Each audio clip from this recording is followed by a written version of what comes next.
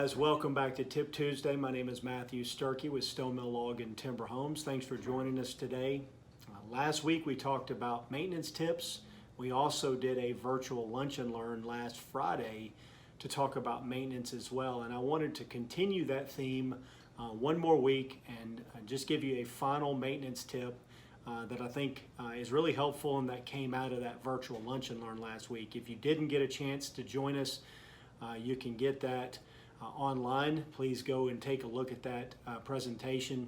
It'll be very helpful.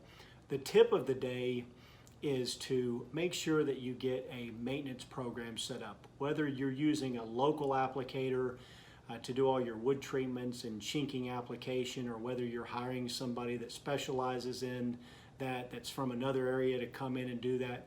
Whoever it is, make sure that you get somebody to set you up on a maintenance program so that they can come back after year one, touch anything up, year three, do any of the cleaning that needs to be done, if there's any clear coating that needs to be done, and they can come back and keep up with this routine maintenance that you need to do. It's not labor intensive, and if you're not a DIYer and you don't want to do anything yourself and you just want to hire somebody to do it, there are applicators that can set you up on maintenance programs and do the things that are necessary year one, year three, and on to take care of your home so that you just have a great experience with it and an enjoyment in the years to come. So hopefully this has been helpful.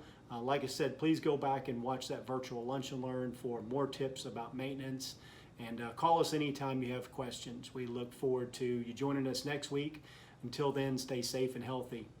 Take care.